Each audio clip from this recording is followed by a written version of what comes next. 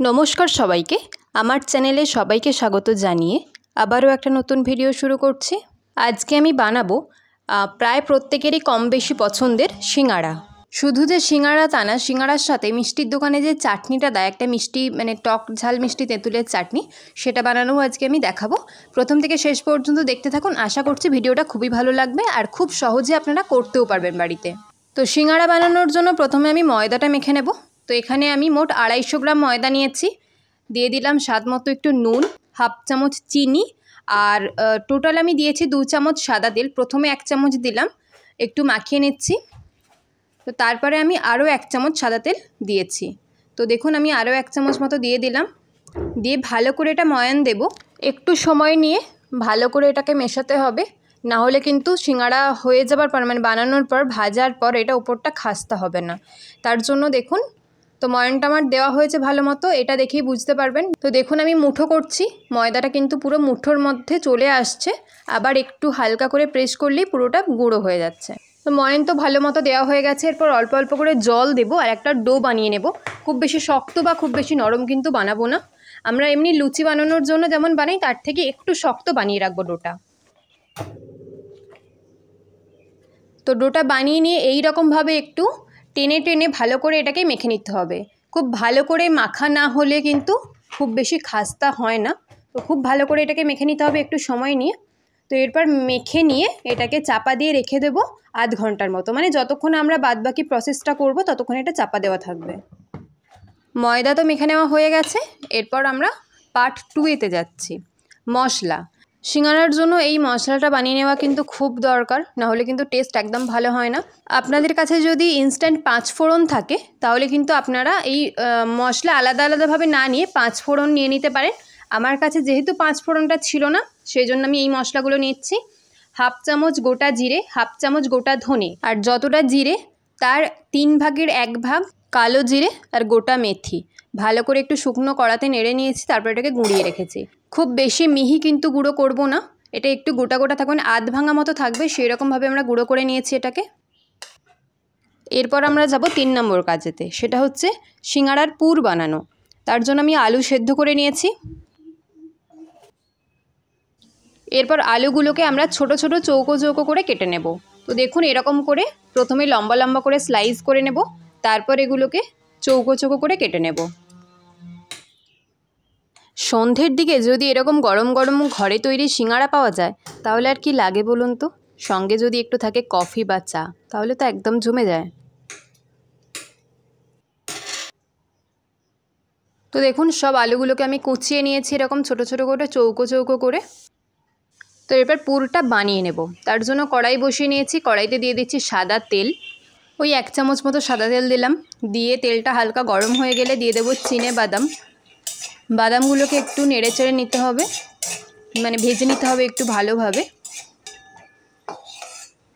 তো দেখুন বাদামগুলো ভাজা হয়ে গেছে, বাদামগুলো তুলে নিচ্ছি একটা পাত্রে। এরপর ওই তেলেতেই দিয়ে দিচ্ছি গ্রেট করে রাখা আদা আর থেঁতো করে রাখা কাঁচা লঙ্কা। এখানে আমি অল্প একটু আদা আর 4টে কাঁচা লঙ্কা থেঁতো করে রেখেছি। আপনারা কাঁচা লঙ্কাটা অবশ্যই আপনাদের স্বাদ অনুযায়ী দেবেন। দিয়ে একটু 10 থেকে 15 সেকেন্ড মতো ভেজে নিতে হবে, যাতে কাঁচা গন্ধটা না থাকে। এরপর অ্যাড করব মানে গুঁড়িয়ে রাখা মশলা, মানে যেটা আমরা ড্রাই রোস্ট করে রেখেছিলাম সেটা। হাফ চামচ মতো গুঁড়িয়ে রাখা মশলা অ্যাড করলাম। দিয়ে ভালো করে একটু নাড়িয়ে ছাড়িয়ে নিয়ে এরপর আমরা আলুটা দিয়ে দেব।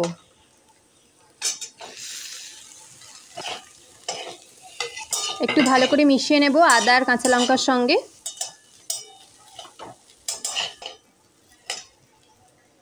এরপর অ্যাড করব কুচিয়ে রাখা কাজু আর কিশমিশ। তারপর দিয়ে দিচ্ছি ভেজে রাখা চিনে বাদামটা। দিচ্ছি একটু ভাজা মশলা, স্বাদ মতো নুনটা স্বাদ মতো দিয়ে তারপর দিয়ে দেব কসুরি মেথি। কসুরি মেথিটা কিন্তু দিতে হবে, তাহলে একটা দোকানে যেমন মিষ্টির দোকানে যেমন একটা স্মেল পাওয়া যায়, সেই স্মেলটা কিন্তু আসবে কসুরি মেথি দিলে। তো কসুরি মেথিটা একটু হাতে ঘষে দিয়ে দিলাম। সব কিছু দিয়ে ভালো করে মিশিয়ে নিতে হবে। ফ্লেমটা কিন্তু মিডিয়ামে রাখতে হবে এই সময়, হাইতে রাখলে আলুটা নিচে লেগে যাবে আর পুড়ে পুড়ে যেতে পারে। তো দেখুন আলুটা আমার খুব ভালো করে রেডি করে নেওয়া হয়ে গেছে, মানে পুর একদম রেডি হয়ে গেছে।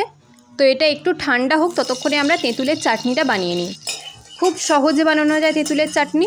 তার জন্য প্রথমেই কড়াইতে দিলাম 1/2 চামচের মতো সর্ষের তেল। তেলটা হালকা গরম হয়ে গেলে দিয়ে দেব গ্রেট করে রাখা আদা, একদম 1/2 চামচের থেকেও কম আদা। তারপর ওই 7-8 সেকেন্ড মতো একটু নাড়িয়ে চাড়িয়ে নিয়ে দিয়ে দেব তেঁতুলের জল। তেঁতুলটা আমি ভিজিয়ে রেখেছিলাম আধ ঘন্টা মতো। তো তেঁতুলটা ভালো করে একটু চটকে নিয়েছি, সেই জলটা দিয়ে দিলাম। অবশ্যই কিন্তু ছেঁকে দিতে হবে জলটা একটা ছাঁকনি দিয়ে। তো জলটা দিয়ে দিলাম, দিয়ে এবার এটাকে ভালো করে হাই ফ্লেমে ফোটাবো। যখন ফুটতে শুরু করবে তেঁতুলটা, তখন দিয়ে দেবো লঙ্কার গুঁড়ো 1 চামচ মতো, আর 1/2 টিস্পুন একটু দিলাম কাশ্মীরি রেড চিলি পাউডার কালারের জন্য।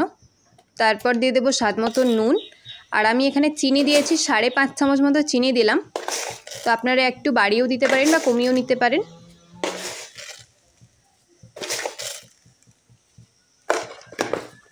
দিয়ে এরপর এটাকে খুব ভালো করে ফোটাবো, যতক্ষণ না এটা একটু ঘন হয়ে যাচ্ছে ততক্ষণ এটাকে ফোটাবো।